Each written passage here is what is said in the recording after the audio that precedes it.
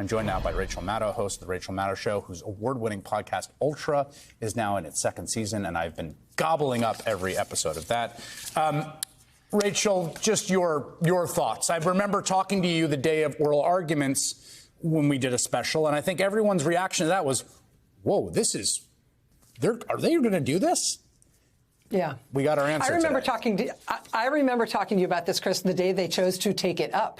I mean, the decision to take it up itself was so gobsmacking. And I'm generally a glass half empty kind of person. I always see the cloud before I see the silver lining. But even when they took it up, I remember you and I talking about the radicalism of that decision in itself. Because when the district court, the first level federal court, ruled on this issue, basically the rule was, duh, of course the president isn't immune.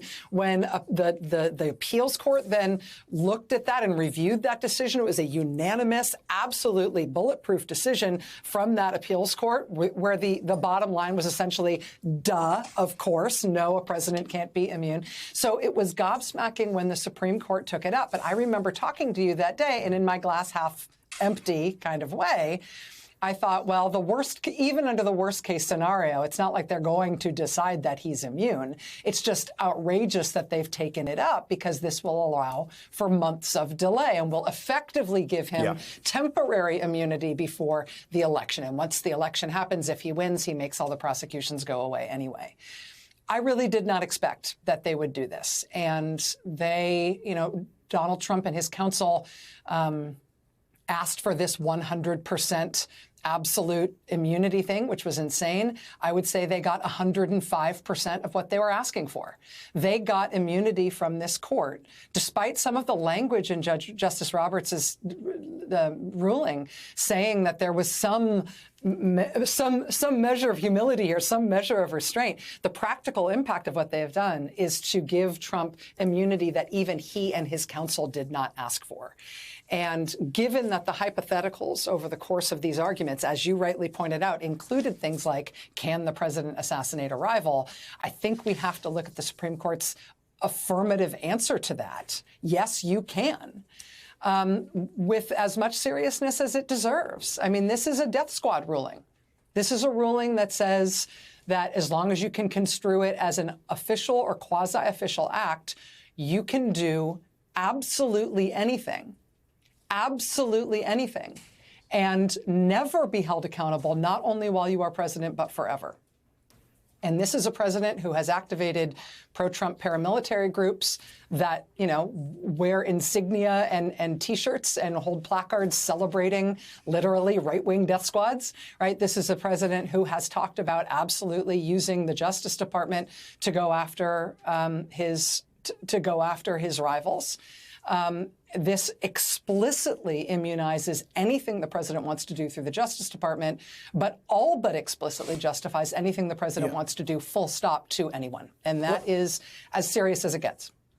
I'm 100% with you on that. I want to stay on the Department of Justice thing because obviously, and there's reason why, in those in the hypothetical offered by a federal judge in the appeals court arguments about SEAL Team 6, and then talked about in SCOTUS, and then in the decision, why that has had such significance, right? But that is a hypothetical. It hasn't happened in American history. What has happened in American history is a president, Richard Nixon, using the Justice Department, the IRS, all kinds of faculty. I mean, he had the IRS audit his political enemies. He attempted to use the Justice Department to go after his political enemies. That's not a hypothetical. That's just American history. And coming out of that, and you're someone who's been a sort of historian of this period for a lot of reasons, there was a conclusion that Watergate was wrong, and that what Nixon did to the federal government was wrong. And one of the readings of Roberts today is Watergate was not prosecutable, maybe, and what Nixon did as president, he probably was immune for, and too bad that John Roberts wasn't around in 1974.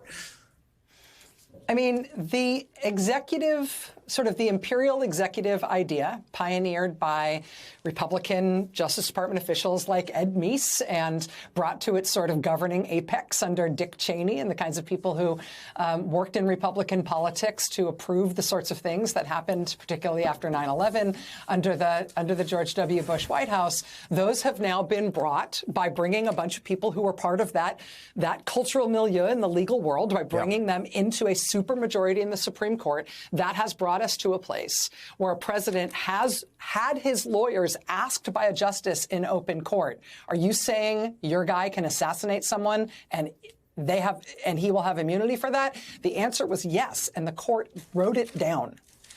And that answer is the logical, apex of where those things are. It's the nadir, I suppose, of where those things go over time.